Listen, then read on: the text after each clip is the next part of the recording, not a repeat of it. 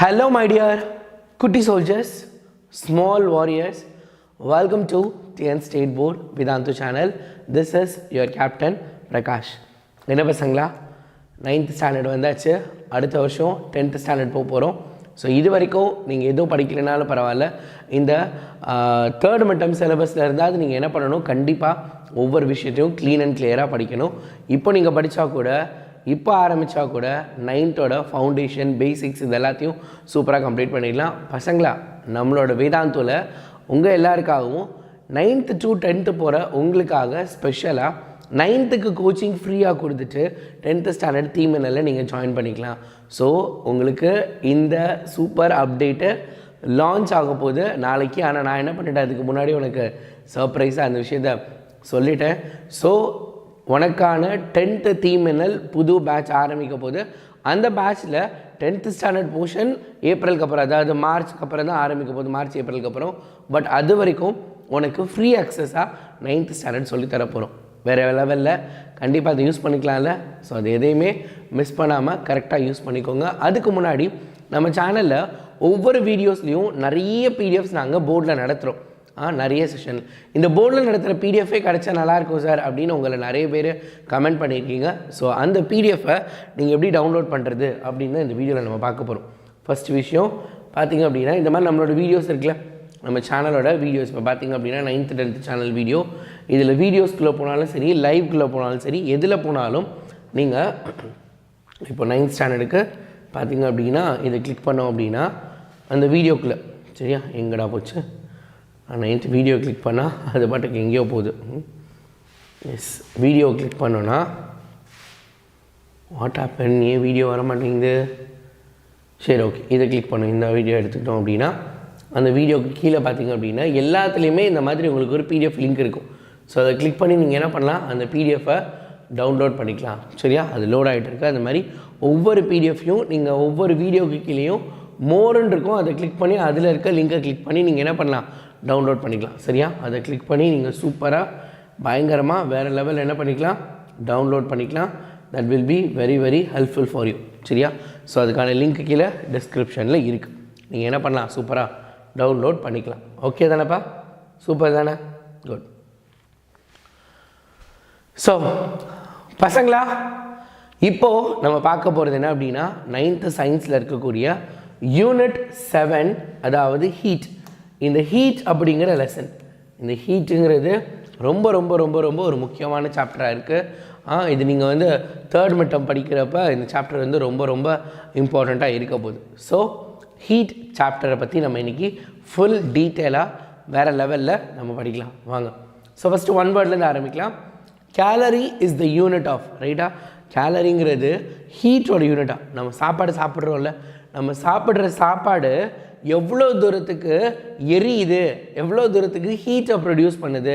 அதாவது நம்ம ஒரு சாப்பாடு சாப்பிட்றோன்னா அந்த சாப்பாடு செரித்து அதுலேருந்து எவ்வளோ ஹீட் எனர்ஜி, அதுலேருந்து எவ்வளோ ஆற்றல் கிடைக்கிது அப்படிங்கிறத கேலரிஸில் தான் மெஷர் பண்ணுவாங்க. ஸோ ஹீட்டுக்கு கேலரின்னு கூட நம்ம என்ன பண்ணலாம் சொல்லலாம், calorie is the unit of heat. ஹீட்டோட ஒரு யூனிட்டை நம்ம கேலரின்னு சொல்லலாம். நிறைய பேர் இந்த இடத்துல டெம்பரேச்சர் போடுவாங்க, நான் ஒவ்வொரு தடவையும் பார்த்துருக்கேன். See, temperature is different. டெம்பரேச்சருங்கிறது ஹீட்டை மெஷர் பண்ணக்கூடியது, ஹீட் கிடையாது. ஹீட்டை மெஷர் பண்ணக்கூடிய ஒரு மெஷரிங் யூனிட், ரைட்டா, அதை ஞாபகம் வச்சுக்கோங்க. அடுத்து SI unit of temperature is, இப்போ பார்த்தியா, இதுதான் correct. SI unit of temperature. டெம்பரேச்சரோட எஸ்ஐ யூனிட் என்ன அப்படின்னு கேட்டால் அதுக்கு என்ன ஆன்சரு, கெல்வின் அப்படின்னு நம்ம சொல்லலாம். ரைட்டா, டெம்பரேச்சரோட எஸ்ஐ யூனிட் என்னது, கெல்வின் அப்படின்னு நம்ம சொல்லணும். அடுத்து 2 cylindrical rods of same length have the area of cross section in the ratio 2:1. ரைட்டா, ஏரியா ஆஃப் கிராஸ் செக்ஷன் என்னது, இது ஒரு ராடு. சரியா, இதுதான் என்னது, ஒரு ராடு. இந்த மாதிரி 2 ராடு இருக்குது. இந்த ராடை நான் என்ன பண்ணுறேன், இந்த இடத்துல இப்படி கட் பண்ணுறேன். இந்த இடத்துல கட் பண்ணிவிட்டு பார்த்தா எப்படி தெரியும் உங்களுக்கு, இந்த மாதிரி தெரியுமா. அப்போ நான் கட் பண்ணதுக்கப்புறம் கிராஸ் செக்ஷனல் ஏரியா, க்ராஸாக கட் பண்ணதுக்கப்புறம் இருக்கக்கூடிய ஏரியா, இந்த ஏரியா, அதாவது சர்க்கிளோட ஏரியா அப்படின்னு சொல்லலாம். சரி, இந்த ராடு இருக்குல்ல, இந்த பேனாவை கட் பண்ணிவிட்டு நான் இங்கே பார்த்தேன்னா இந்த ஏரியா இருக்குல்ல, அதுதான். If both rods are made up of same material, which of them conducts heat faster. Okay, right. ஒருத்தவங்களோட கிராஸ் செக்ஷனல் ஏரியா இது வந்து 2 டைம்ஸ் இருக்குன்னா இது வந்து 1 டைம் இருக்குது, ரைட்டா. இது வந்து 2:1ன்ற ரேஷியோவில் இருக்குது. இது பெருசாக இருக்குது, இது சின்னதாக இருக்குது. which of them conduct heat faster அப்படின்னு கொடுத்துருக்காங்க. யார் கண்டக்ட் பண்ண போகிறா? ராட் 1 ராட் 2 இருக்கு. கிராஸ் செக்ஷனல் ஏரியா அதிகமாக இருக்கவங்க ரைட்டாக, கம்மியாக இருக்கிறத விட கிராஸ் செக்ஷனல் ஏரியா அதிகமாக இருக்கக்கூடிய ஃபர்ஸ்ட் ராட் ரைட்டா, 2 ராடில் கிராஸ் செக்ஷனல் ஏரியா அதிகமாக இருக்கக்கூடியவங்க என்ன பண்ண போகிறாங்க? going to conduct more heat அப்படின்னு சொல்லியிருக்காங்க. சரியா? Okay, super. அடுத்து, in which mode of transfer of heat? Heat transfer mode நிறைய இருக்குது, நிறைய விதங்கள் இருக்குது. பார்த்திங்கன்னா ரேடியேஷன், கண்டக்ஷன், கன்வெக்ஷன் அப்படின்னு. ரேடியேஷன் அது லைட் மூலமாக ஹீட்டு, கண்டக்ஷன் அது பக்கத்தில் வச்சோன்னா இப்போ சூடான பொருளை கையில் வச்சேன்னா அந்த பொருள்லேருந்து என் கைக்கு சூடு வரும்ல, அந்த மாதிரி. Molecules passes on heat energy to neighboring molecules without actually moving from their position. என்னதுன்னு கேட்டிருக்காங்க ரைட்டா. அதாவது தன்னோட பொசிஷன்லேருந்து மூவ் ஆகாது. ஃபார் எக்ஸாம்பிள் பார்த்தீங்கன்னா இந்த பேனா சூடாக இருக்குது. இந்த சூடாக இருக்க பேனாவை நான் பிடிச்சேன்னா இந்த பேனால் இருக்கக்கூடிய மாலிக்யூல்ஸ் என் கைக்கு வராது. ஆனால் அந்த மாலிக்யூல்ஸில் இருந்து என் கையில் இருக்க மாலிக்யூல்ஸ்க்கு ஹீட் மட்டும் என்ன பண்ண போகுது? எனர்ஜி மட்டும் ட்ரான்ஸ்ஃபர் ஆக போகுது. பேனா அப்படியே தான் இருக்க போகுது. பேனாலேருந்து எந்த விதமான விஷயமும் வரப்போகுது. ஃபார் எக்ஸாம்பிள் நம்ம அடுப்பில் வச்சு காய்கறியெல்லாம் சமைக்கிறோம். பாத்திரத்தோட ஹீட், பாத்திரம் அப்படியே தான் இருக்குது. பாத்திரம் நீங்கள் சமைக்க ஆரம்பிச்சோன்னே பாத்திரம் உருகிடுதா, இல்லை பாத்திரத்தோட அளவு குறையுதா? பாத்திரம் அப்படியே தான் இருக்க போது. பாத்திரத்தில் எந்த மாற்றமும் இருக்க போகிறது கிடையாது. ஸோ சேமாக இருக்க போது. ஆனால் பாத்திரத்திலேருந்து ஹீட் மட்டும் ட்ரான்ஸ்ஃபர் ஆகுது. ஸோ அப்போ தட் இஸ் கால்ட் கண்டக்ஷன் ரைட்டா. கண்டக்ஷன், கண்டக்ஷனில் தான் இது neighbouring molecules without actual moving from there position. தன்னோட பொசிஷன்லேருந்து மூவ் ஆகாமல் அப்படியே இருந்து பண்ண போகுது. அடுத்து, a device in which loss of heat due to conduction, convection, radiation is minimized. என்ன வேணா இருக்கட்டும், ஹீட் ட்ரான்ஸ்ஃபர் மெத்தட், கண்டக்ஷனு, கன்வெக்ஷனு, ரேடியேஷன் எதுவாக இருந்தாலும், எந்த விஷயமாக இருந்தாலும் அதில் பார்த்திங்க அப்படின்னா ரேடியேஷன்ஸில் மினிமைஸ்டாக இருக்குது. எது? Radiation is minimized. எதுனது? தெர்மோஃப்ளாஸ்க் ரைட்டா.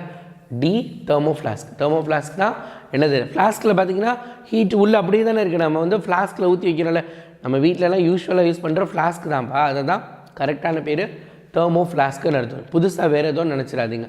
இந்த ஃப்ளாஸ்கில் சுடு தண்ணி ஊற்றி வைக்கிறீங்க அல்லது காஃபி, டீ ஏதோ நம்ம ஊற்றி வச்சோன்னா அது ரொம்ப நேரத்துக்கு என்ன பண்ணுது? ஹீட்டு அப்படியே தான் இருக்குது. கிட்டத்தட்ட 24 hours, 30 hours, 40 hours கூட அதில் ஹீட்டு ஸ்டோர் ஆகியிருக்கும் சம்டைம்ஸ் பார்த்திங்கன்னா. எஸ். அடுத்து, the fastest mode of heat transfer. Heat ட்ரான்ஸ்ஃபரோட ஃபாஸ்டஸ்ட் மோட் எதுன்னு கேட்டிருக்காங்க. That is radiation. ரேடியேஷன் மூலமாக வரக்கூடியதான் இது பயங்கர ஃபாஸ்டஸ்ட் மோட். ஃபார் எக்ஸாம்பிள் பார்த்தீங்கன்னா உங்களுக்கு உங்கள் தூரத்துலேருந்து, ஃபார் எக்ஸாம்பிளுக்கு நான் இங்கே நிற்கிறேன். இப்போ பார்த்திங்க அப்படின்னா ஒரு 5 feet பார்த்திங்க அப்படின்னா ஒரு தீ எரிஞ்சிட்ருக்கு. ஸோ அப்போ தீ எரிஞ்சிட்ருக்கப்ப நான் தீக்கு பக்கத்தில் போய் தீயில் கை வைக்கிறப்ப இருக்க சூடும் அதுக்கு பக்கத்தில் இருக்க சூடும் பார்த்திங்கன்னா கொஞ்சம் டிஃப்ரெண்ட்டாக இருக்குது. கரெக்டாக தானே? ஒரு 5 அடி 4 அடி தள்ளி இருக்கப்பயே அங்கேயே என்ன பண்ண எனக்கு ஹீட் வந்துகிட்டே இருக்கும், அதிலே ஹீட் வரும். ஸோ ரேடியேஷன்ஸ் மூலமாக ஹீட்டு ரொம்ப ஃபாஸ்ட்டாக ட்ரான்ஸ்ஃபர் ஆக போகுது அப்படின்னு சொல்கிறாங்க. இன்னொன்று எக்ஸாம்பிள் என்ன சொல்லணும்னா, ஃபோட்டோலாம் எடுக்கிறாங்கல்ல, அப்போ பார்த்திங்கன்னா நம்ம முன்னாடி ஒரு பெரிய லைட் வச்சுருப்பாங்க. இப்போ என் முன்னாடி ஒரு 4 லைட் இருக்குது, 4 பெரிய பெரிய பாக்ஸ் லைட்டு. அதுக்குள்ளெல்லாம் ஒவ்வொன்றா சின்ன சின்ன லைட் ஆகிட்டு ஒரு 16-17 லைட்ஸ் இருக்குது என் முன்னாடி. ஸோ அப்போ அது எல்லாமே பார்த்திங்க அப்படின்னா சின்ன சின்ன லைட்ஸ் எல்லாம் அந்த லைட்டோட எனர்ஜி என்ன பண்ணும்? எனக்கு பயங்கர சீக்கிரமாக என்னோடய பாடி என் மேலே ஃபுல்லாக என்ன பண்ணும்? ஹீட்டை ட்ரான்ஸ்ஃபர் பண்ணும் அப்படின்னு சொல்லியிருக்காங்க. சரியா? அடுத்து, during day time air flows from dash to dash. பகல் நேரத்தில் காற்று எங்கேருந்து எங்கே வீசுமா? கடலில் இருந்து நிலத்தை நோக்கி வீசுமா. நைட்டு பார்த்திங்க அப்படின்னா லேண்ட்லேருந்து அப்படியே என்ன பண்ண போகுது? கடல் பக்கமாக போக போகுது ரைட்டா. During day time air flows from sea to land ரைட்டா. கடலில் இருந்து நிலத்தை நோக்கி வரப்போகுது அப்படின்னு சொல்லியிருக்காங்க. அடுத்து, liquids and gases are generally poor conductors of heat. Correct தானே? சாலிடு கண்டக்ட் பண்ணுற அளவுக்கு சாலிடில் இருக்கக்கூடிய ஹீட் கண்டக்ஷன் வந்து ரொம்ப ரொம்ப ரொம்ப ஜாஸ்தி. வேறஸ் லிக்விட் அண்ட் கேஸில் இட் டேக்ஸ் டைம். கரெக்டாக? அதுதான் ரொம்ப முக்கியமான விஷயம். அதனால தான் அது it takes time. They are poor conductors. அதாவது கரண்ட் கண்டக்ட் பண்ணாதுன்னு சொல்லலை, கம்பேரிட்டிவ்லி புவர் ரைட்டா. The fixed temperature at which matter changes states from solid to liquid is called ரைட்டா. To the fixed temperature at which matter changes state from solid to liquid ரைட்டா. ஒரு particular டெம்பரேச்சரில், கரெக்டாக ஒரு டெம்பரேச்சரில் சாலிட்லேருந்து லிக்விடுக்கு மாறுதான். எக்ஸாம்பிள், ஐஸை வாட்டராக மாற்றுறோம். ஐஸ் என்னது? Solid தானே. சாலிடாக இருக்க ஐஸை லிக்விடாக மாற்றுறோம். அப்போ என்னது? அது மெல்ட்டிங் ப்ராசஸ் அதை தான் இங்கே சொல்லியிருக்காங்க. That is called melting process. அப்போ அந்த டெம்பரேச்சருக்கு பேர் என்னது? த temperature is called melting point. அந்த பர்டிகுலர் டெம்பரேச்சருக்கு பேர் என்னது? Melting point. அவ்வளோதான் வேறு ஒன்றும் கிடையாது, வேறு ஒன்றுமே கிடையாது. Assertion and reason. பசங்களா, இந்த அசர்ஷன் அண்ட் ரீசன் இருக்குல்ல, நிறைய பேர் இதை பெருசாக கன்சிடர் பண்ணுறதே இல்லை. இன்றைக்கி ஞாபகம் வச்சுக்கோங்க, NEET, JEE, TNPSC, SSC, railway, UPSC இந்த மாதிரி ஒரு பேசிக் லெவல் எக்ஸாமில் இருந்து நிறைய எக்ஸாம்ஸில் இந்த ரீசன் அசர்ஷன் தான் இப்போ பயங்கரமான ஒரு கேம் சேஞ்சர் கொஷினாக இருக்குது. நிறைய பேர் இந்த ரீசன் அண்ட் அசர்ஷனை பற்றி கன்சிடர் பண்ணுறதே கிடையாது. பட் காம்படிட்டிவ் எக்ஸாம்லலாம் இந்த கொஷின்ஸோட கவுண்ட்டு இப்போ அதிகமாகிடுச்சு. முன்னாடிலாம் ஒரு கொஷின் ஒன்றுமே வராது. நான் டெஸ்ட் எழுதுகிறப்பெல்லாம் இந்த கொஷின் நான் படிக்கிறப்பெல்லாம் ரீசன் அண்ட் அசர்ஷன் கிடையாது. ஆனால் இப்போது இதெல்லாமே இருக்குது. அதுவும் இல்லாமல் இப்போ பார்த்திங்கன்னா போக ரொம்ப அதிகமாகிட்டே இருக்குது. நாளுக்கு நாள் இந்த ரீசன் அசர்ஷனோட கொஷின்ஸோட கவுண்ட்டு, இதோட கவுண்ட்டு பார்த்திங்க அப்படின்னா நாள் ஆக ரொம்ப ரொம்ப ரொம்ப அதிகமாகிட்டே இருக்குது. ஸோ அப்போ நம்ம என்ன பண்ணணும்? இதை ரொம்ப கவனமாக நம்ம படிக்கணும். இதுக்கு முன்னாடி நம்ம இதுக்கு கொடுக்கக்கூடிய இம்பார்ட்டன்ஸ் எப்படி இருக்கணும்? ரொம்ப அதிகமாக இருக்கணும். ஒரு நிமிஷம். ஸோ அதை பற்றி நம்ம ரொம்ப நல்லா படிச்சுக்கணும். ரொம்ப நல்லா படிங்க. இது வரைக்கும் படிக்கிறனாலும் இதுக்கப்புறமா அதை படிங்க. இந்த reason and அசர்ஷனை 9th, 10th, 11th, 12th இந்த 4 வருஷத்தில் ஒரு கொஷினை பார்த்து எதுக்கு இந்த கொஷினில் அசர்ஷன்னா என்ன சொல்லியிருக்காங்க, அதோட ரீசன் என்ன, இதில் எது ரைட்டாக இருந்தால் எந்த ஆப்ஷன் சூஸ் பண்ணணும். ஏன்னா இப்போ அசர்ஷன் ஸ்டேட்மெண்ட் ரைட்டாக தப்பானு கண்டுபிடிச்சிடுறாங்க பசங்க, ரீசன் ஸ்டேட்மெண்ட் ரைட்டாக தப்பானு கண்டுபிடிச்சிடுறாங்க. ஆனால் இது ரெண்டையும் மெர்ஜ் பண்ணுறதுல நிறைய தப்பு வாங்குறாங்க. இது ரெண்டையும் மெர்ஜ் பண்ணுறப்ப நிறைய ஸ்டூடெண்ட்டுக்கு அதில் நிறைய தவறுகள் இருக்குது. அதனால் கொஞ்சம் கவனமாக இருங்க. அதை நம்ம ரொம்ப கேர்ஃபுல்லாக டீல் பண்ணணும். ஸோ அப்போ இதெல்லாமே ஆப்ஷன்ஸு. இந்த ஆப்ஷன்ஸை வச்சு தான் நம்மளுக்கு கொஷின்ஸ் இருக்குது. ஒரு கொஷினாக நம்ம பார்க்கலாம். Food can be cooked faster in vessel with copper bottom. Copper பாட்டமாக இருக்கப்போ நீங்கள் பார்த்தீங்கன்னா ஒரு சில பாத்திரத்தில் நம்மளுக்கு வெசல் இப்படி இருந்துச்சுன்னா, ரைட்டா, நம்ம வீட்டிலலாம் வெசல்ஸ் பார்த்திங்க அப்படின்னா இந்த மாதிரி இருந்துச்சுன்னா அதில் பர்டிகுலராக குறிப்பாக இந்த மாதிரி வெசல்ஸில் இங்கனுக்குள்ளே மட்டும் காப்பர் இருக்கும், லைட்டாக கீழே மட்டும் கொஞ்சம் திக்காக காப்பர் கோட்டிங் கொடுத்துருப்பாங்க. அந்த மாதிரி இருக்கும் காப்பர் கோட்டிங் மட்டும். அது சொல்லுவாங்க காப்பர் கோட்டட் வெசல், இது நல்லாயிருக்கும் அப்படின்னா. அதுக்கு காரணம் ஒரு வேளை இது தானா அப்படின்னு கேட்டிருக்காங்க, ரைட்டா. Food can be cooked faster in vessel அப்படின்னு கொடுத்துருக்காங்க. அப்போ அது ட்ரூவா ஃபால்ஸா? எஸ், அதுக்கு முதல் காரணம் ட்ரூ. ஏன்னா காப்பர் டெம்பரேச்சரை அதிகமாக என்ன பண்ணும்? ஈஸியாக கண்டக்ட் பண்ணும். Copper are going to accept, அல்லது காப்பர் டெம்பரேச்சரை ரொம்ப நல்லா கடத்த போது கண்டக்ட் பண்ணும். Copper is the best conductor of heat. ஆமாம், ட்ரூ. காப்பர் வந்து one of the best conductor, ரைட்டாக இருக்கிறதுலே பெஸ்ட்டு நம்ம சொல்லணும். அப்போ அதோட பெஸ்ட்டாக கண்டக்ட் பண்ணுறதுனால தான் இதில் ஃபாஸ்ட்டாக குக் பண்ண முடியுது. அப்போ இந்த ரீசனும் கரெக்டு தான். இந்த ரீசன் தான் என்னது? இதுக்கு காரணம். இந்த காரணத்தினால தான் இந்த விஷயத்தை நம்ம பண்ணுறோம் அப்படின்னு சொல்கிறாங்க. ஸோ அப்போ both assertion and reason are true and reason is the correct explanation of the assertion. அசர்ஷனுக்கு இதுதான் கரெக்டான explanation. Maximum sunlight reaches earth surface during the noon time. நடு பகலில் தான், ரைட்டா, நடுப்பகல் மத்தியானம் 12 PM 12 PMக்கு தான் மேக்ஸிமம் சன்லைட் ரீச்சஸ் த எர்த்துன்னு சொல்லியிருக்காங்க. பாப்பா அது ட்ரூ ஆஃப் ஃபால்ஸ் முதல்ல பார்த்துடலாம், அதுக்கப்புறம் பார்த்துக்கலாம், ரைட்டா. Right. Heat from the sun reaches earth surface by radiation. Heat surface, அதாவது சூரியன்லேருந்து பூமிக்கு சூடு எப்படி வருது? ரெண்டு பேருக்கு நடுவில் ஒரு பைப் கனெக்ஷன் போட்டிருக்கோமா? சன்னுக்கும் எர்த்துக்கும் நடுவில் ஏதாவது பைப் கனெக்ஷன் இருக்கா? பைப் கனெக்ஷன்லாம் கிடையாது. வெயில் எப்படி வருது? ரேடியேஷன் மூலமாக, ரைட்டாக. கதிர் சூரிய ஒளி கதிர்கள் நம்ம மேலே படுது. இந்த கதிர் வீச்சுனால தான் நம்மளுக்கு என்ன பண்ணுது? ஹீட்டை நம்மளால் உணர முடியுது. அப்போ heat from the sun reaches earth surface by radiation. Radiation மூலமாக பூமிக்கு சூரியனோட சூடு வர்றதுனால தான் மத்தியானம் 12 மணிக்கு அதிகமான வெயில் இருக்கா? காலையில் 9 மணிக்கு ரேடியேஷன்ஸ் மூலமாக தான் வருது, சாயங்காலம் 4 மணிக்கு ரேடியேஷன் மூலமாக தான் வருது. அப்போது மத்தியானம் 12 மணிக்கு வெயில் அதிகமாக அடிக்கிறதுக்கு ரேடியேஷன் ஒரு காரணமாக சொல்ல முடியுமா? சொல்ல முடியாது. ரெண்டுமே ட்ரூ தான், இதுவும் ட்ரூ தான். உனக்கு கொஷினை கொஞ்சம் புரிஞ்சேன்னா ஆன்சர் தெரிஞ்சிடும், ரைட்டாக. நீ கவனித்து பார்த்துருந்தேன்னா தெரியும். ஒரு சூஸ் ஃபில்லப்புக்கு கொடுக்குற எக்ஸ்ப்ளனேஷனோட இதுக்கு நான் உனக்கு நிறைய எக்ஸ்ப்ளனேஷன் கொடுத்துட்ருக்கேன். Because these type of question is going to change your life. அதனால தான் இதுக்கு ப்ரியாரிட்டி கொடுத்து சொல்லி கொடுத்துட்ருக்கேன், கவனமாக கவனிங்க. Heat from the sun reaches earth surface by radiation, true, மேலே இருக்கிறதும் ட்ரூ. ஆனால் இந்த காரணத்தினால தான் மத்தியானம் 12 மணிக்கு அதிகமாக வெயில் அடிக்குதுன்னு சொன்னால் அதை யாருமே நம்ப மாட்டாங்க, அதை ஒத்துக்கவும் மாட்டாங்க. ஸோ அப்போ both assertion and reason are true, but reason is not the correct explanation அப்படின்னு சொல்லியிருக்காங்க. அப்போ கரெக்ட் எக்ஸ்ப்ளனேஷன் என்னென்னு தெரிஞ்சுக்கணும்னு ஆசையாக இருக்கா? பாருங்கள். When the sun is at its highest point, the earth's surface absorbs more heat and retains.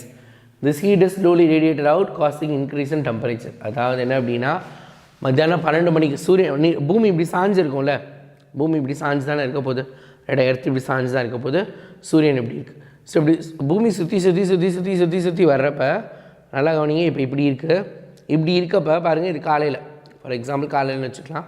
So இந்த part பாருங்கள், சூரியன்லேருந்து ரொம்ப தூரம் தள்ளி இருக்குது, ரைட்டா, எர்த் இப்படி சாஞ்சிருக்குல, சூரியனோட ரொம்ப தள்ளி இப்படி சுற்றிட்டே வர்றப்போ இது என்ன பண்ணுது, ஒரு பர்டிகுலர் ஸ்டேஜில் பாருங்கள் சூரியன் கிட்ட வந்துருச்சு. ஸோ அந்த மாதிரி கிட்டத்தில் வர்றப்போ வெப்பநிலை அதிகமாக இருக்குது. அதான் 12 மணிக்கு, மத்தியானம் 12 மணிக்கு தான் சூரியனோட ரொம்ப பக்கத்தில் எர்த் போகுது தான்.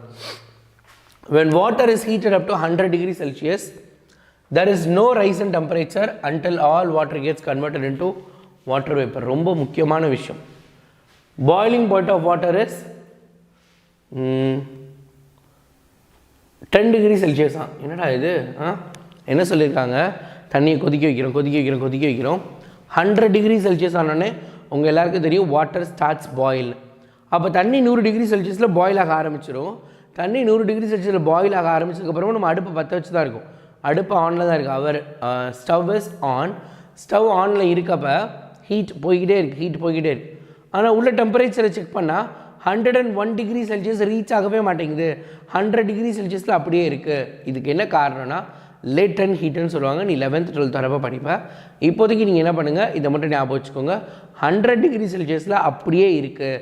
ஸோ 100 டிகிரி செல்சியஸ் மேலே 1 டிகிரி செல்சியஸ் கூட உங்களால் டெம்பரேச்சரை வாட்டர் மேலே ரைஸ் பண்ண முடியாது. அதுதான் விஷயம், 1 டிகிரி செல்சியஸ் கூட ரீச் பண்ண முடியாது. அப்படி நீங்கள் ரைஸ் பண்ணணும்னு நினச்சிங்கன்னா வாட்டர் வேப்பராக மாறிடும், water will not be there. So எல்லா வாட்டரும் காலியானதுக்கப்புறம் அந்த வேப்பரை பூரா நீ கலெக்ட் பண்ணி வேப்பரை நீ என்ன பண்ணலாம், 101 டிகிரி 200 டிகிரி செல்சியஸ் கூட வேப்பரை நீங்கள் ஹீட் பண்ண முடியும். ஆனால் வாட்டரை you can not increase temperature more then 100 degree Celsius. 100க்கு மேலே 1 டிகிரி செல்சியஸ் கூட பண்ண முடியும். இது ஃபால்ஸு, இது true. Assertion is true but reason is false. சரியா, that is call latent heat. சொன்னேன்னா லேட்டன்ட் ஹீட்டுன்னு ஒரு டெம்பரேச்சர் பார்த்தீங்கன்னா அந்த டெம்பரேச்சரில் மெயின்டைன் ஆகும். when a substance changes from one state to another, a considerable amount of heat energy is absorbed or liberated. This energy is called latent heat அப்படின்னு சொல்ல போகிறாங்க.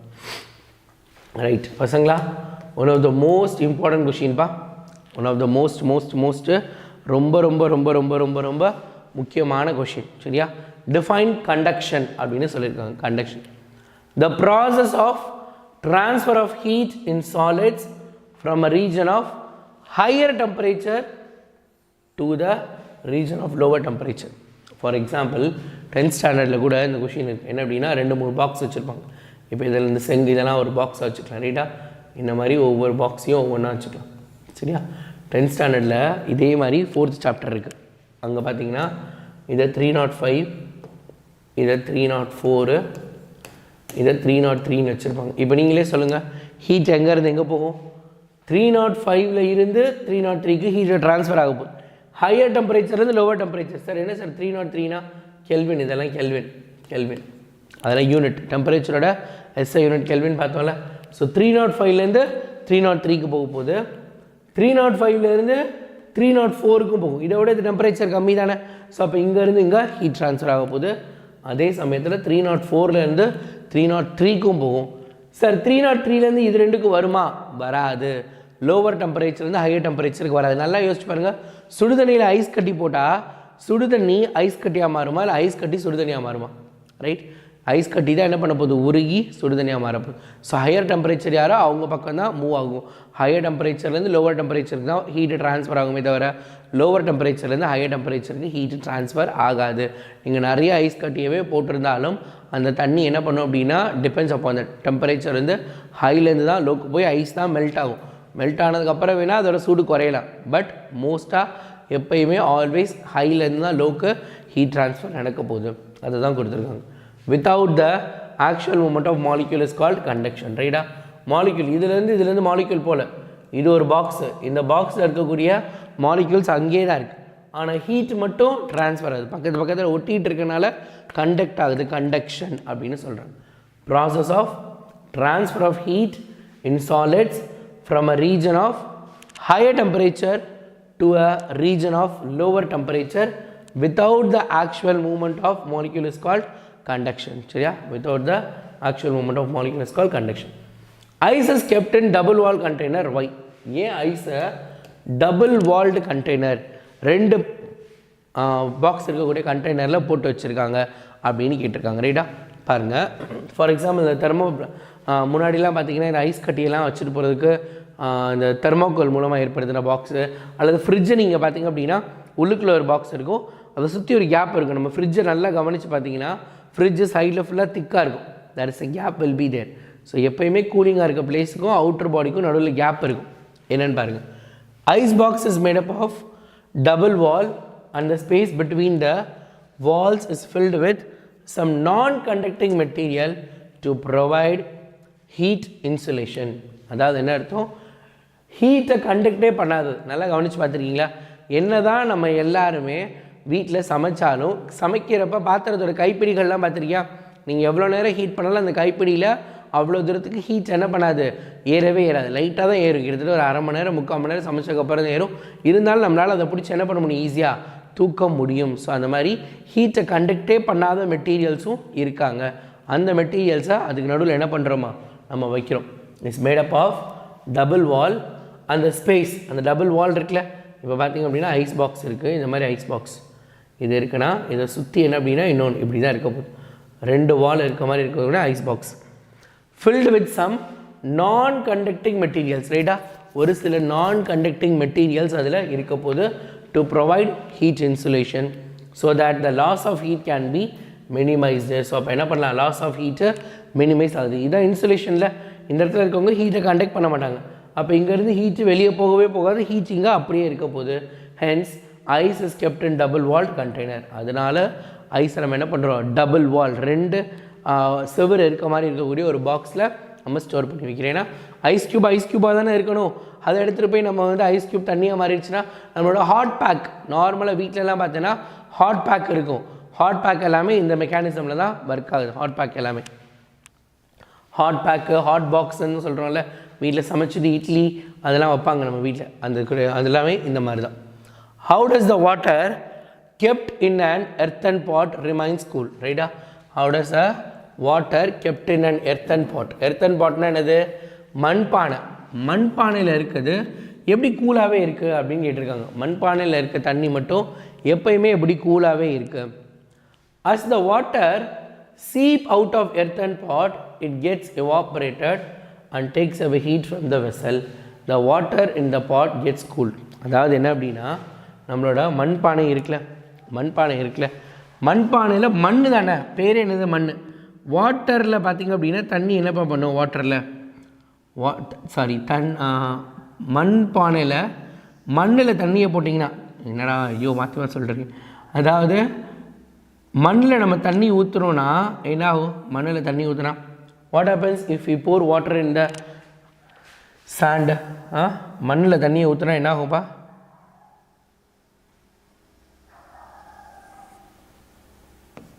ரைட்டா? மண்ணில் தண்ணி ஊற்றுறோம் அப்படின்னா தண்ணி உள்ளே போயிடும்ல, அப்படியே மேலே நிற்குமா, ஸ்டாக்னண்ட் ஆகி மேலே நிற்குமா, நிற்காதுல. ஸோ அதே மாதிரி தான் இது மண் பானையாக செஞ்சுருக்கோம். there will be always a small dots இருக்கும். அப்போ இதில் நம்ம தண்ணி பிடிச்சி வச்சுருக்கோம். ரைட்டா? we have just filled the water up to this level. என்ன ஆகுது, நேரம் ஆக ஆக ஆக ஆக ஆக ஆக இதுக்குள்ளே இருந்து தண்ணி வெளியே வருது. தண்ணி வெளியே வரப்போ ரொம்ப மைன்யூட்டாக வரப்போகுது, ரொம்ப சின்ன பார்ட்டிக்கலாக வரப்போகுது. அந்த பார்ட்டிக்கல் என்ன ஆகுது, வேப்பராக மாறுது. எப்போ வேப்பர் ஆகும், வாட்டர் எப்போ வேப்பர் ஆகும், டெம்பரேச்சர் இன்க்ரீஸ் ஆனதுக்கப்புறம் தான். அப்போ என்ன பண்ணுது, இங்கே இருக்கக்கூடிய டெம்பரேச்சர் வெளியே சூடாக இருக்குல்ல, வெளியே சூடாக என்ன பண்ணுது, வெயில் சூடாக அடிக்குது. அப்போ என்ன பண்ணுது, உள்ளே இருக்கக்கூடிய வாட்டர்லாம் வெளியே வருது. வெளியே வரப்போ என்ன பண்ணுது, அந்த டெம்பரேச்சர் உள்ளுக்குள்ளே வராமல் அந்த வெளியே போன அந்த சின்ன வாட்டர் பார்ட்டிகல்ஸ் என்ன பண்ணுது அப்படின்னா, அது எவாப்ரேட் ஆகிட்டு உள்ளே இருக்க தண்ணி எப்பயுமே கூலாக இருக்க மாதிரி செட் பண்ணிடுது ரைட்டா. நம்ம ஊற்றுனது கூலாக தான் இருக்குது. டெம்பரேச்சர் அப்புறம் என்ன பண்ணுது, அது அந்த பானை மேலே படக்கூடிய டெம்பரேச்சரை ஃபுல்லாக இந்த வாட்டரை அப்சார்ப் பண்ணிடுது. நல்லா கவனித்து பார்த்துருக்கீங்களா? குளுக்கோஸை நீங்கள் உங்கள் நாக்கில் போட்ட உடனே சில்லுன்னு இருக்கும். அதுக்கு காரணம் என்ன? எவ்வளோ பேர் ட்ரை பண்ணியிருக்கா, எவ்வளோ பேர் யோசிச்சு பார்த்துருக்கா, எவ்வளோ பேர் இதை ஃபீல் பண்ணியிருக்கா? குளுக்கோஸை வாயில் போட்ட உடனே அப்படி சில்லுன்னு இருக்கும். அதுக்கு காரணம் என்னது? நம்மளோட நாக்கில் இருக்கக்கூடிய டெம்பரேச்சரை குளுக்கோஸ் அப்சார்ப் பண்ணிடுச்சுன்னு அர்த்தம். ஸோ அப்போ என்ன பண்ணுது, அது அப்சார்ப் பண்ணனால நம்மளோட நாக்கு என்ன பண்ணுது, அந்த இடத்துல அந்த பர்டிகுலர் ஏரியாவில் மட்டும் கூலிங்காக நம்ம ஃபீல் பண்ணுறோம். அதே மாதிரி தான் என்ன அப்படின்னா, இந்த பானை மேலே படக்கூடிய சூரிய வெளிச்சம் அல்லது பானையில் இருக்கக்கூடிய டெம்பரேச்சர்லாம் அந்த வாட்டரை அப்சார்ப் பண்ணி அது எவாப்ரேட் ஆகிடுது. அப்போ பானை எப்பயுமே என்ன பண்ண போகுது, நம்மளுக்கு கூலாகவே இருக்க போகுது. அதுதான் சொல்லியிருக்காங்க. as the water seeps out of earthen pot, it gets evaporated and takes away heat from the vessel.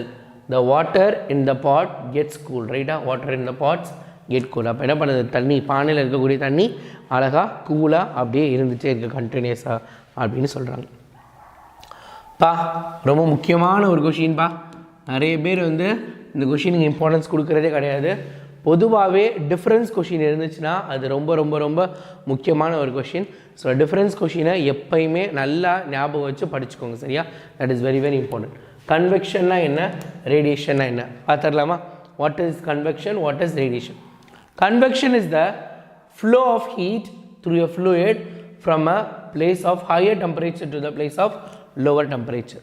நல்லா கவனிங்க. கன்வெக்ஷன்ங்கிறது என்ன சொல்கிறாங்க அப்படின்னா, flow of heat through a fluid. ஒரு fluid, ஒரு liquid ஏதோ ஒன்று இருக்குது, அதில் higher temperatureலேருந்து, நான் முன்னாடியே சொன்னேன்ல, from the temperature of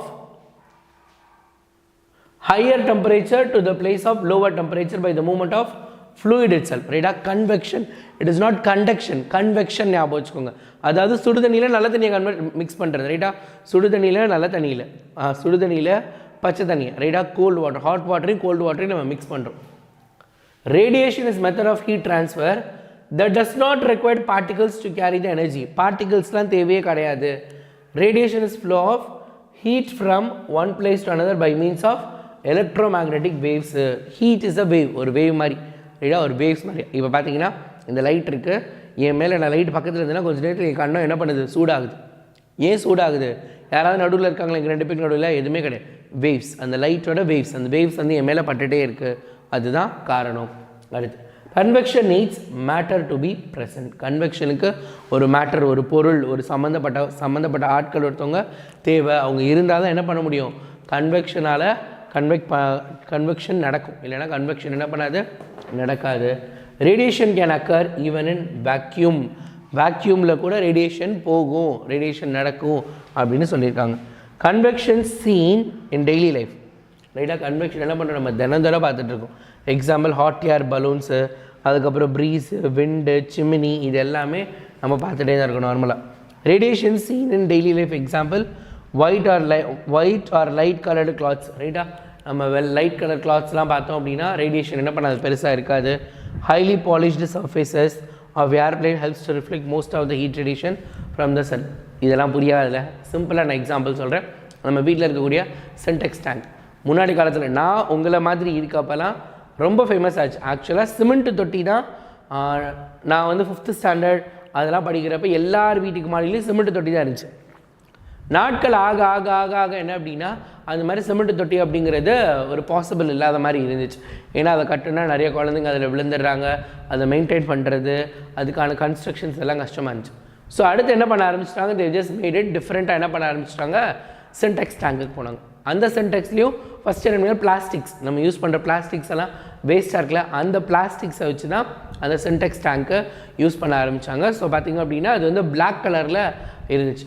so இது என்ன ஆச்சு, சம்மர் சீசனில் பயங்கரமாக கொதிக்க ஆரம்பிச்சிருச்சு. தண்ணியெல்லாம் சம்மர் சீசனில் பயங்கரமாக, யார் வீட்டிலலாம் சின்டெக்ஸ் டேங்க்ஸ் இருக்குது, இப்போ பிளாக் கலர் இருக்குது.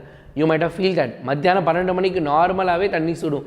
அதுவும் ஏப்ரல் மேலே நம்மளே வீட்டில் அப்போ தான் இருப்போம். பொறுமையாக எழுந்திரிச்சு ஒரு 12 மணிக்கு நல்லா வெயில் இருந்ததுக்கப்புறம் வேர்க்குது, பொறுமையாக குளிக்கலாம், நம்ம குளிக்கலான்னு போனால் அங்கே தண்ணி பயங்கர கொதின்னு கொதிக்கும். ஸோ அதனால் என்ன பண்ணிட்டாங்க, இப்போ they just converted the black colour Sintex into white colour. அப்போ ஒயிட் கலர் என்ன பண்ணுது, நீங்கள் மத்தியானம் 12 மணிக்கு ஏப்ரல் மேலே திறந்தாலும் இப்போல்லாம் சூடாக வரதில்லை, யூஸ்வலாக நார்மலாக தான் இருக்குது. ஏன்னா ஹீட் என்ன பண்ணுது, உள்ளே அப்சார்பே பண்ணலை, ஹீட் உள்ளேயே வராது, ஹீட் அப்படியே வெளியே போயிடுது. It is not absorbing. நீங்கள் கவனித்து பார்த்துருந்தீங்கன்னா தெரியும், கோடை காலத்திற்கான வழிமுறைகள் பின்பற்ற வேண்டியதில் மொதல் விஷயம் நம்ம ட்ரெஸ்ஸு. டார்க் கலர் ட்ரெஸ்ஸை போட்டுகிட்டே போகக்கூடாது அப்படின்னு சொல்லுவாங்க. எப்போயுமே லைட் கலர் ட்ரெஸ் தான் போட்டுட்டு போகணும் அப்படின்னு. ஸோ நீங்கள் டார்க் கலர் ட்ரெஸ் போட்டு போனீங்கன்னா ஹீட்டை அப்சார்ப் பண்ணும், ரொம்ப உங்களுக்கு வேர்க்கும், ரொம்ப யூ ஃபீல் அன்கம்ஃபர்டபுள், அதுதான் அங்கே சொல்லுவாங்க. சரியா, right.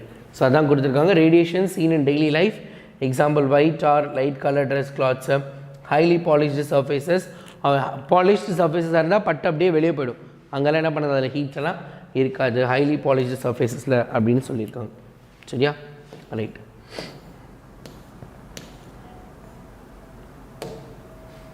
Okay, right. Next question போகலாமா?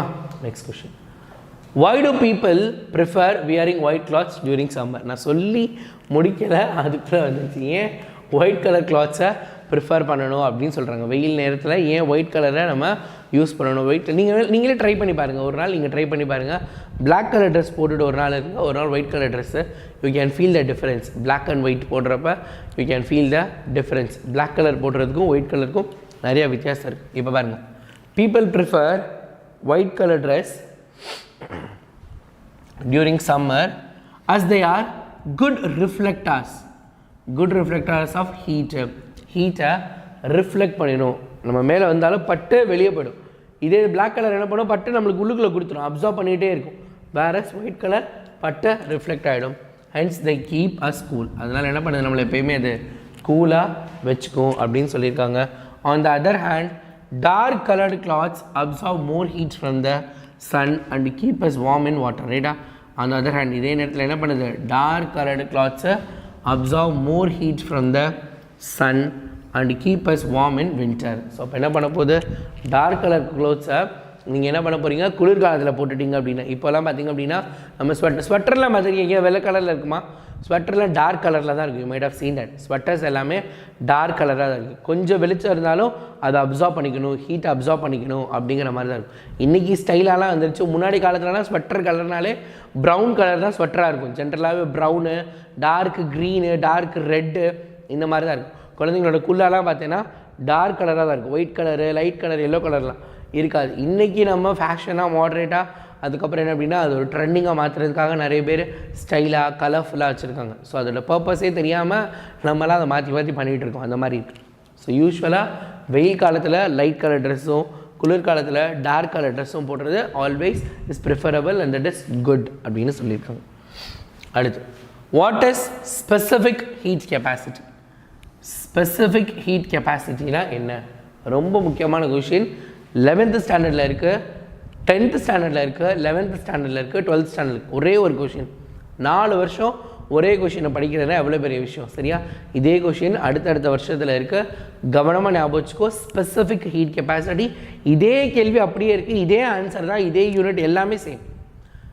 9th, 10th, 11th, 12th, நீட்டு, ஜேஇ, காலேஜ் எல்லாத்துலேயுமே இந்த கொஷின் இருக்குது. நீங்கள் கெமிஸ்ட்ரி ரிலேட்டடாக படிக்கிறீங்க அல்லது ஃபிசிக்ஸ் ரிலேட்டடாக படிக்கிறீங்கன்னா இந்த ஹீட்டு தெர்மோவை பற்றி படிக்கிறீங்கனாலே கண்டிப்பாக இந்த ஸ்பெசிஃபிக் ஹீட் கெப்பாசிட்டி அப்படிங்கிற ஒரு கான்செப்ட்டு, ஒரு கண்டென்ட்டை உங்களுக்கு என்ன பண்ணணும், தெரிஞ்சிருக்கணும்.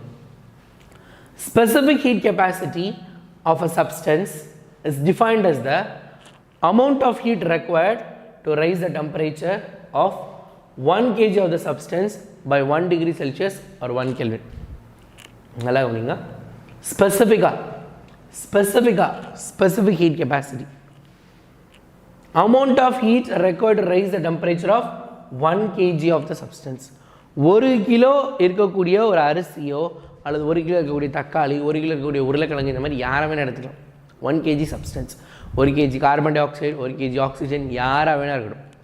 1 கிலோ இருக்கக்கூடிய ஒரு சப்ஸ்டன்ஸ், 1 கிலோ இருக்கக்கூடிய ஒரு பொருளில் 1 டிகிரி செல்சியஸ் டெம்பரேச்சர் ஏற்றுறதுக்கோ அல்லது 1 கெல்வின் டெம்பரேச்சர் ஏற்றுறதுக்கோ. ஃபார் எக்ஸாம்பிளுக்கு அந்த பொருள் ஆல்ரெடி 10 டிகிரி செல்சியஸில் இருக்குது. 10லேருந்து அதோட டெம்பரேச்சர் என்ன பண்ண போகிறேன், 11 டிகிரி செல்சியஸ்க்கு மாற்ற போகிறேன். 10லேருந்து 11க்கு நான் மாற்ற போகிறேன். அப்போ 10லேருந்து 11 டிகிரி செல்சியஸ்க்கு மாற்றணும்னா 1 டிகிரி செல்சியஸ் டெம்பரேச்சர் இன்க்ரீஸ் பண்ணியிருக்கேன். இதுக்கு நான் எவ்வளோ ஹீட்ஸ் கொடுக்கணும், எவ்வளோ டெம்பரேச்சர் கொடுத்தேன்னா எவ்வளோ ஹீட் எனர்ஜிஸ் அப்ளை பண்ணால் 10 டிகிரிலேருந்து 11 டிகிரியாக மாறும். அந்த அமௌண்ட் ஆஃப் ஹீட்ஸை தான் ஸ்பெசிஃபிக் ஹீட் கெப்பாசிட்டி அப்படின்னு சொல்ல போகிறாங்க. Defined as the amount of heat required to rise the temperature of 1 kg of the substance by 1 degree Celsius or 1 Kelvin. SI unit for specific capacity என்னது? SI unit joule kilogram minus 1 Kelvin minus 1 மாற்றி எழுதிடாதீங்க. joule போட்டு kg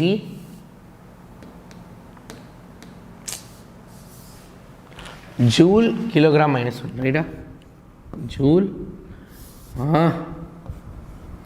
joule kilogram Kelvin சரியா? அதை தான் இங்கே எல்லாத்தையுமே மேலே எழுதுகிறோம் அப்படின்னா joule kilogram minus 1 kelvin minus 1 எழுதணும் ரைட்டா? அடுத்து the most commonly used unit for specific heat capacity is degree Celsius. joule kilogram degree Celsius or joule gram degree Celsius ரைட்டா? கிலோகிராம் போட்டாலும் சரி கிராம் கிராம்னு என்னது இதுனா 1 kg கிராமில் போடுறோன்னா என்ன பண்ணணும் அப்போ 1000 கிராம்ஸ்னு போடணும் சரியா? 1000 grams 1 kg equal to 1000 grams தானேப்பா? 1 kg ஈக்குவல் டு 1000 கிராம்ஸ். அப்போ என்ன பண்ணணும் நம்ம கிராம்ஸு போட்டுக்கணும் சரியா? So joule kilogram per degree joule per kilogram degree celsius அல்லது joule per degree gram degree celsius gram எதனால ஓகே எதனால கரெக்டாக தான். ஸோ யூனிட் ஞாபகம் வச்சுக்கோங்க. 1 டிகிரி செல்சியஸ் அல்லது 1 கெல்வின் டெம்பரேச்சர் ரைஸ் பண்ண போகிறோம். யாரில் ரைஸ் பண்ண போகிறோம்? 1 kg சப்ஸ்டன்ஸில். அவ்வளோதான். அடுத்து டிஃபைன் தெர்மல் கெப்பாசிட்டி. தெர்மல் கெப்பாசிட்டினா என்னது? Heat capacity or thermal capacity defined as the amount of heat energy required to raise the temperature of the body by 1 degree Celsius denoted by C. என்ன கொடுத்துருக்காங்க? heat capacity or thermal capacity is defined as the amount of heat energy required to raise the temperature of body by 1 degree Celsius. It is denoted by C. என்ன கொடுத்துருக்காங்க? heat capacity அல்லது thermal capacity ரெண்டும் ஒன்று தான். amount of heat required to raise the temperature of a body by 1 degree Celsius denoted by C. அதாவது இங்கே வந்து ஸ்பெசிஃபிக்காக 1 kg அதாவது 1 மோல் அப்படின்னா சொல்லலை. யாராரு எவனாரு, நீ யாராக இருந்துட்டு போ, எவனா வேணால் இருந்துட்டு போ, எப்படி வேணால் இருந்துட்டு போ, எனக்கு அதை பற்றி கவலை கிடையாது. ஏதோ ஒரு பொருள் ஏதோ ஒரு பொருளில் ஏதோ ஒரு சப்ஸ்டன்ஸில் 1 டிகிரி செல்சியஸ் டெம்பரேச்சரை நான் இன்க்ரீஸ் பண்ணுறதுக்கு நான் கொடுக்கக்கூடிய டெம்பரேச்சர் தான் ஹீட் கெப்பாசிட்டி. அப்போ எவ்வளோ கெப்பாசிட்டி எவ்வளோ கொடுக்குறோம் அப்படிங்கிறது தான் denoted by capital C. Thermal capacity அல்லது ஹீட் கெப்பாசிட்டின்னா என்னது? C. heat capacity is equal to quantity of heat required divided by rise in temperature. quantity of heat எப்படி மெஷர் பண்ணுவோம்? heat எப்படி represent பண்ணுவோம்? heat is always represented as Q. Q னா heat, டெம்பரேச்சருக்கு T சரியா? SI unit of heat capacity is joule per Kelvin. நீ கவனிச்சு பார்த்தியா? போன தடவை ஸ்பெசிஃபிக் ஹீட் கெப்பாசிட்டிலையும் ஜூல் பெர் கெல்வின் இருந்துச்சு. அது ஸ்பெசிஃபிக்காக 1 kg அப்படிங்கிறனால நம்ம ஜூல் கிலோகிராம் கெல்வின்னு போட்டோம். இந்த கிலோகிராம் ஸ்பெசிஃபிக் ஹீட் கெப்பாசிட்டியாக இருந்தால் வரப்போகுது, அப்படி இல்லைனா வெறும் ஜூல் கெல்வின் மட்டும் வரப்போகுது. இன்கேஸ் இதை கேலரிஸில் கூட எழுதலாம். அதாவது ஹீட் கெப்பாசிட்டியை நீங்கள் கேலரிஸில் எழுதுகிறப்ப calorie per degree celsius degree செல்சியஸில் எழுதுனா ஹீட் கெப்பாசிட்டி என்னவா மாறிடும்? கேலரியாக மாறிடும். அப்போது கிலோ கேலரி ஆர் ஜூல்ஸ் ரைட்டா? கிலோ கேலரிஸ் ஆர் ஜூல்ஸ் எப்படி வேணால் எழுதிக்கலாம் சரியா? Joule kelvin also expressed in calorie per degree celsius, kilo calorie per degree celsius, joule per degree celsius எதுனாலும் எழுதிக்கலாம். ஜூல் பெர் டிகிரி செல்சியஸ் எப்படி வேணால் நம்ம மாற்றி எழுதிக்கலாம். நிறைய கன்வர்ஷன்ஸ் இருக்குது, நிறைய யூனிட்ஸ் இருக்குது. இதை பொறுத்து எஸ்ஐ யூனிட் என்ன அப்படின்னா ஜூல் பெர் கெல்வின். ஜூலும் கெல்வின் தான் எஸ்ஐ யூனிட்டு. இதெல்லாம் அதர் யூனிட்ஸ், இதெல்லாம் வேறு யூனிட்ஸில் கொடுக்கலாம். சம்ஸ் எல்லாம் என்ன அப்படின்னா ஹையர் கிளாஸஸில் 11th இதை வச்சு சம் இருக்குது. இதே கேலரிஸ் அவங்க கேலரிஸில் கொடுப்பாங்க, ஜூல்ஸில் ஆன்சர் கேட்பாங்க. ஸோ அதை எப்படி கன்வெர்ட் பண்ணுறது எல்லாத்தையும் நான் உங்களுக்கு சொல்லித்தருவேன். கண்டிப்பாக நீங்கள் எல்லோரும் என்ன பண்ணலாம், அதை படிச்சுக்கலாம் சூப்பராக. ஸ்பெசிஃபிக் லேட்டன்ட் ஹீட் கெப்பாசிட்டினா என்ன? What is specific latent heat capacity? Specific latent heat is the amount of heat energy absorbed or liberated by unit mass. Unit mass என்னது 1 kg. ஏன்னா ஸ்பெசிஃபிக்கில் ஸ்பெசிஃபிக்ன்ற வார்த்தை வந்துச்சுன்னா 1 kg அல்லது 1 கிலோகிராம் அல்லது 1 கிராம் அந்த மாதிரி ஸ்பெசிஃபிக் ஆகிடும். Unit mass of substance during change of state without causing any change in temperature. அதாவது நல்லா கவனிங்க பசங்களா, வாட்டரை நான் ஹீட் பண்ணிகிட்டே இருக்கேன் சரியா, தண்ணி என்ன பண்ணுறேன் நான் ஹீட் பண்ணிகிட்டே இருக்கேன் தண்ணியை சரியா, தண்ணி என்ன பண்ணுறேன் நான் ஹீட் பண்ணிகிட்டே இருக்கேன், எந்த விதமான ஒரு ஸ்டாப்பும் பண்ணாமல் நான் என்ன பண்ணுறேன் ஹீட் பண்ணிகிட்டே இருக்கேன், தண்ணியை மட்டும் என்ன பண்ணுறேன் நான் ஹீட் பண்ணிக்கிட்டே இருக்கேன் சரியா. ஸோ வாட்டர் இருக்குது, ஹீட் பண்ணிகிட்டே இருக்கேன். 100 டிகிரி செல்சியஸ் வந்துருச்சு ரைட்டா. இப்போ என்ன ஆகிடுச்சு, டெம்பரேச்சர் 100 டிகிரி செல்சியஸ் வந்துருச்சு. 100 டிகிரி செல்சியஸ் வந்த உடனே நம்ம எல்லாருக்கும் தெரியும் வாட்டர் ஸ்டார்ட்ஸ் பாயிலிங். அப்போ என்ன ஆகும், வாட்டர் வேப்பர் வர ஆரம்பிச்சிருமா. வாட்டர் வேப்பர், வாட்டர் வேப்பர்னு என்னதுப்பா, கேஸ். நான் என்ன எடுத்திருக்கேன், லிக்விட் எடுத்திருக்கேன் ரைட்டா. லிக்விட்ல இருந்து கேஸாக மாறுது ரைட்டா, சேஞ்ச் ஆஃப் ஸ்டேட், ஒரு நிலையிலேருந்து இன்னொரு நிலைக்கு போகுது. லிக்விட்ல இருந்து கேஸாக மாறுது, லிக்விட் என்ன பண்ணுது கேஸாக மாறுது. நல்லா கவனிங்க, லிக்விடு கேஸாக மாறுது. அப்போது லிக்விட் கேஸாக மாறுறப்ப சேஞ்ச் இன் ஸ்டேட்டு, ஆனால் டெம்பரேச்சரில் மாற்றமே கிடையாது. டெம்பரேச்சரில் மாற்றமே இல்லாமல் 100 டிகிரி செல்சியஸ் அப்படியே தான் இருக்குது. ஆனால் என்ன நடந்துக்கிட்டு இருக்கு, லிக்விட் எல்லாம் வாட்டர் வேப்பராக கன்வெர்ட் ஆகிட்டு இருக்கு. அப்போ 100 டிகிரி செல்சியஸில் வாட்டர் ஸ்டார்ட்ஸ் பாயில். அப்படி பாயில் ஆக ஆரம்பித்த உடனே டெம்பரேச்சர் 100 டிகிரிலே தான் இருக்கும். நீங்கள் ஹீட் பண்ண இந்த தண்ணி ஃபுல்லாக ஹீட் ஆனாலும் என்ன ஆனாலும் நீங்கள் டெம்பரேச்சர் கொடுத்துட்டே இருக்கீங்க. ஃபார் எக்ஸாம்பிள் இனிஷியலாக வாட்டர் வந்து ஒரு 30 டிகிரி செல்சியஸில் இருக்குன்னா நீங்கள் ஹீட் பண்ண டெம்பரேச்சர் 31, 32, 33, 34, 35 என்ன பண்ணிகிட்டே இருக்கும், கொஞ்சம் கொஞ்சமாக இன்க்ரீஸ் ஆகிட்டே இருந்திருக்கும். பட் 100 ரீச் ஆனதுக்கப்புறம் டெம்பரேச்சர் இன்க்ரீஸ் ஆகாது, அது ஸ்டாப் ஆகிடும், அப்படியே அந்த இடத்துல இருக்க போகுது. ஸோ வாட்டர் வேப்பரில் கேஸாக இருக்க போகுது, அப்போ லிக்விடு கேஸாக மாறுது. So it is called change in state. அப்போ இந்த மாதிரி சேஞ்ச் இன் ஸ்டேட் இருக்குல்ல, அதுக்கு பேர் என்ன சொல்லியிருக்காங்க, அப்போ heat energy absorbed or liberated by unit mass of substance during change of state without cause any change in temperature. டெம்பரேச்சரில் எந்த மாற்றமும் ஏற்படுத்தாமல் அதே டெம்பரேச்சரில் மெயின்டைன் பண்ணிவிட்டு லிக்விட் எல்லாம் கேஸாக மாறுதில்ல, அந்த டெம்பரேச்சர் அந்த இடத்துக்கு பேர் தான் ஸ்பெசிஃபிக் லேட்டன்ட் ஹீட் கெப்பாசிட்டி. அந்த ஹீட்டை தான் என்ன பண்ண போகிறோம், அப்போ கொடுக்கக்கூடிய ஹீட். நம்ம என்ன நினச்சிட்ருக்கோம், கேஸ் வேஸ்ட் ஆகுது அப்படின்னு. ஆனால் என்னது, கேஸ் என்ன பண்ணிகிட்ருக்கு, நம்ம தீ பருத்தி வச்சுருக்கோம்ல, அந்த ஹீட் என்ன பண்ணிகிட்ருக்கு, உள்ளே போயிட்டே இருக்குது. அப்போ ஃபஸ்ட்டு 100 டிகிரி ரீச் ஆகி கம்ப்ளீட்டாக வாட்டர் ஃபுல்லாக எவாப்ரேட் ஆகிற வரைக்கும் நம்ம கொடுக்கக்கூடியது ரைட்டா. 35லேருந்து 36 வரைக்கும் இருக்கக்கூடியதெல்லாம் ஹீட் கெப்பாசிட்டி. 30 டிகிரிலேருந்து 100 டிகிரி வரைக்கும் இருக்கக்கூடியது ஹீட் கெப்பாசிட்டி. 100 டிகிரி செல்சியஸில் இருந்து திருப்பி லாஸ்ட்டாக 100 டிகிரி செல்சியஸு எப்போ லாஸ்ட் ட்ராப் ஆஃப் வாட்டர் காலியாக அது எவாப்ரேட் ஆகிற வரைக்கும் கொடுக்கக்கூடியது 100 தான். டெம்பரேச்சர் சேஞ்ச் ஆகலாம், ஆனால் என்ன நடக்குது, சேஞ்ச் இன் ஸ்டேட் நடக்குது. லிக்விட் எல்லாம் கேஸாக மாறுது, அதுதான் இங்கே ஸ்பெசிஃபிக்காக சொல்லியிருக்காங்க. இதோட யூனிட் என்னது, joule per kilogram, joule per kilogram சரியா. So joule per kilogram. அடுத்து நம்ம என்ன பார்க்க போகிறோம், டீடைல் சரியா, டீடைல் பார்த்துடலாமா. So will see the detail in a separate video சரியா. நம்ம என்ன பண்ண போகிறோம், ஸோ இது வரைக்கும் பார்ட் 1ல் நம்ம ஷார்ட் ஆன்சர்ஸ் 1 வேர்ட்ஸ் பார்த்துட்டோம்.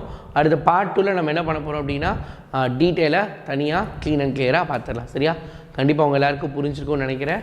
டெஃபினட்டாக you all might have enjoy this session. So எப்படி இருந்துச்சுங்கிறத கீழே கமெண்ட் பண்ணுங்கள், அதுக்கப்புறம் ஃபீட்பேக்கில் கொடுங்க. ஸோ இது எல்லாத்தையுமே பண்ணிவிடுங்க. கண்டிப்பாக உங்களுக்கு புரிஞ்சிருக்கும். டீட்டெயில் தனியாக நம்ம பார்த்துடலாம். If you can't then who can. உங்களால் முடியாட்டி யாரால் முடியும். தேங்க்யூ பசங்களா. டடா, பபாய்.